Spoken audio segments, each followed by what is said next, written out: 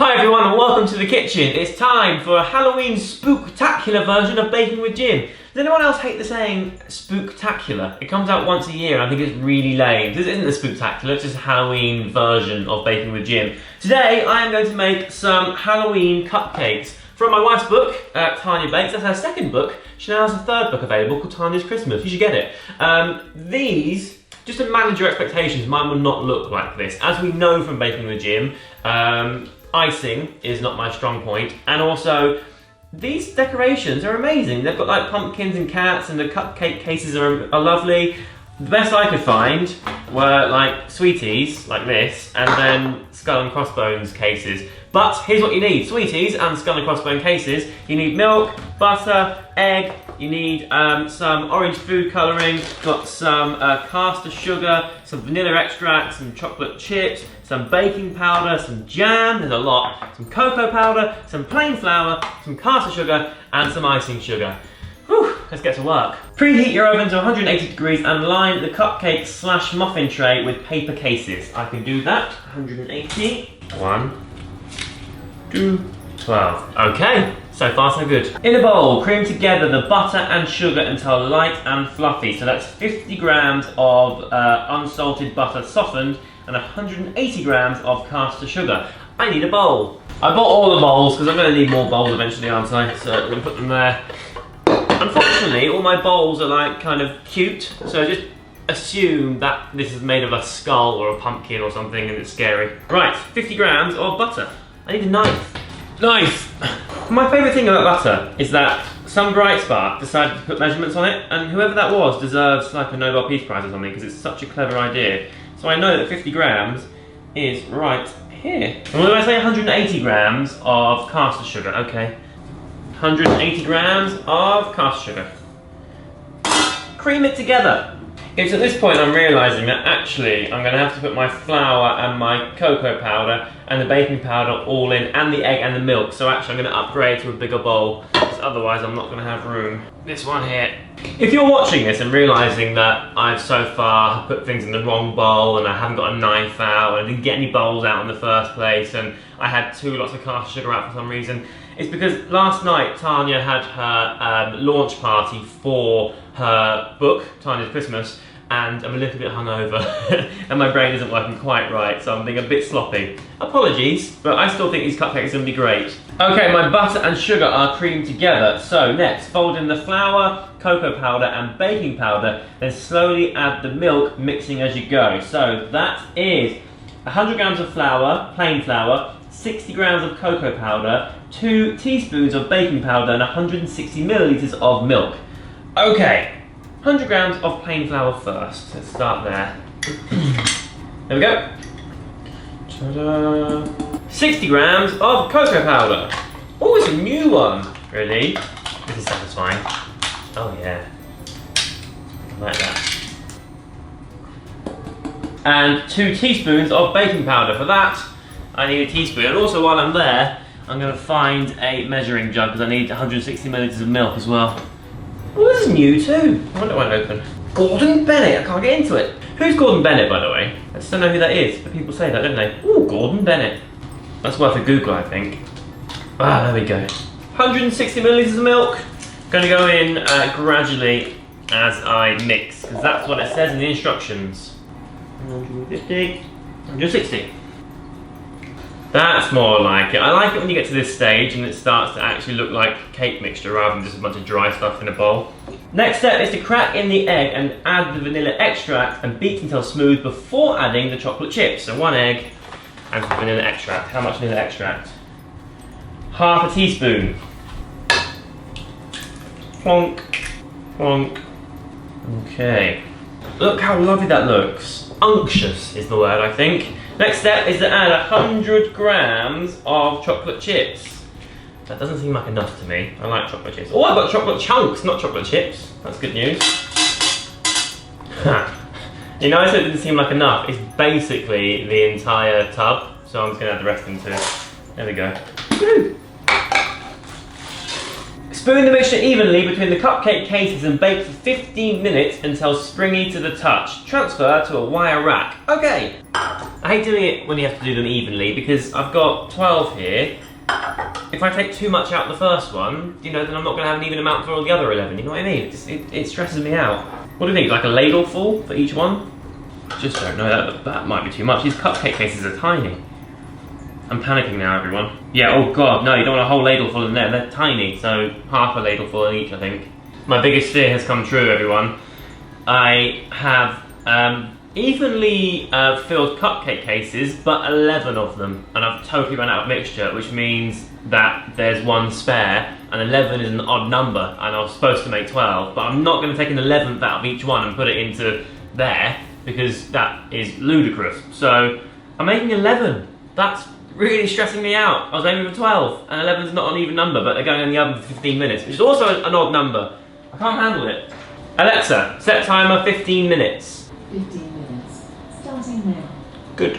So I've hit a slight bump in the road in that while that's cooking, I was going to make my icing sugar. And for my icing sugar, I need some butter, some icing sugar, some vanilla extract, and the food colouring. And my icing sugar comes in this little tub thing here. I looked at it and thought, I'm not sure it's going to be 500 grams. Turns out it's 200 grams, so I need to nip to the shop again. See you in a bit. I'm back from the shop. I've got 500 grams of my caster sugar, 250 grams of butter in there, mixing, but then my alarm went off saying my cupcakes are done. So, whoa, hot.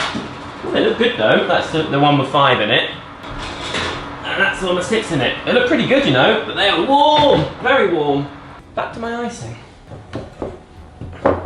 It's kind of mixed together, it's getting there. I'm going to keep working at it, but now I need a quarter of a teaspoon of vanilla extract. Like so. And I also need my orange food colouring. Now it says in the recipe here to use 2 food colouring gels. I have 1, but it's triple strength. So really, I should be winning. I'm going to add this, I reckon, in like installments. Oh, I need a pair of scissors. No scissors, I'm going to use a knife, and I'm not going to do it on my work surface because I do not want to dye it. So, bring it here. Okay. Cool, that's exciting. Okay, I'm going to come back to you and add more.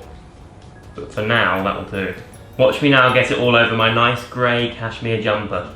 Oh wow, that's really fun. It's very orange. Blimey. I mean, it's not just a little bit orange, it's very orange. It's a bit peachy, so I think round 2 on the food colouring. I guarantee you I'm going to end up adding it all just because I want to see how orange it goes, but I'm going to add a bit more for now. Okay, now we've kind of gone past peach, but we're not quite orange yet, so I'm going to add the rest. There's still quite a lot in there, but why not, hey? Oh, there was quite a lot left. Orange icing done. Very happy with that. Now, my cupcakes behind me should be cool enough now to put onto a wire rack. Oh, they're still quite hot. What do I do, just this? Maybe not. But it worked. Come on, you. 11 cupcakes. I wanted 12, but you know, that's the way the cupcake crumbles. Now I'm going to leave these to completely cool before I decorate. See you in a bit. Everything is sufficiently cool now, and I'm going to start icing. Now, it says to pipe or spoon. I'm not going to pipe it because I'm only going to embarrass myself and I can't be bothered, so I'm going to spoon it on. But before I do that, I have to cut a little hole in everyone and add some jam.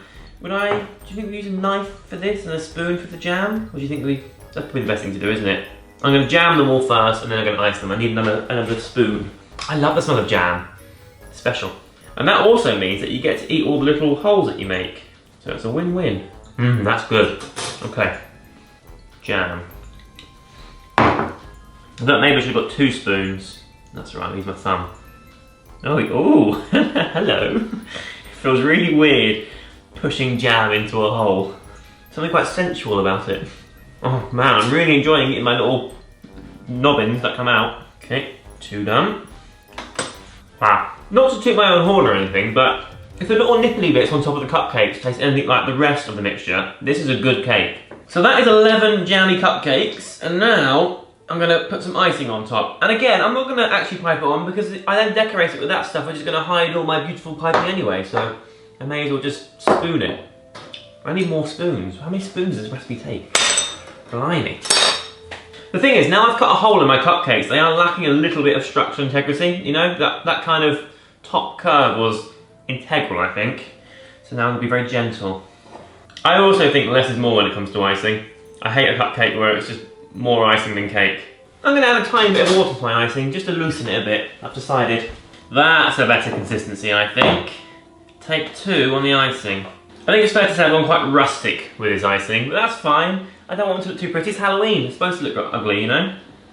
It's the whole point. Here we have 11, if we're being totally honest, quite ugly cupcakes. But, like I say, it's Halloween. They can be ugly, that's fine. And also, don't judge things by their looks, you awful people.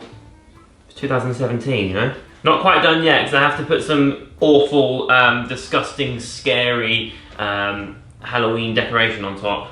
Okay, this one's going to have a crocodile because crocodiles are very scary and Halloweeny. This one's going to have an eyeball. Eyeball's actually the tin foil on the outside, but if I take the tin foil off, you just have a sphere. So this one's a bit messy because you have to peel the eyeball as well. I'll put what I assume is a blister. I don't know what it is. It's like a bloody blister type thing. Jelly sweet on top of this one. I've got a centipede or millipede or something. A snake. I'm excited for the snake because it's just massive. Spiders, obviously, because Halloween and stuff, you know. And there we have them. Halloween cupcakes with spooky things on top. Whoa. They look really good, actually, I have to say. And I'm pretty sure the cake is going to taste amazing. Only one way to find out, though.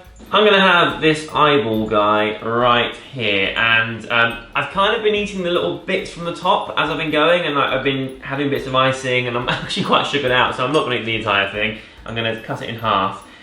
Also, I guess we need to see the middle, don't we, because of the jam and everything. Okay. Oh, it looks good. Look at that. Can you see the jam in there? That looks amazing. Okay, right, it's really messy. Oh my god. That's really good. Too much icing for my liking, to be honest. I usually have much less than that. If I take the icing off a bit... Oh god, I'm so messy. Oh god, oh no. Okay, let's just put it on in. That's so good. The jam in the middle makes it just delicious. Okay, well, another successful baking with Jim. Thank you very much for watching this video. I hope you enjoyed it. If you did, give it a sticky thumbs up. And why not make these for Halloween? It's fun. And when trick-or-treaters come around, you can give them to them, or not. You can eat them yourself. If you do recreate them, let me know using the hashtag #BakingWithJim on Instagram or Twitter. Leave me a comment, subscribe, do all the stuff I'm meant to do, and I'll see you very, very soon. Goodbye. Spooky thing, because it's Halloween and stuff, you know.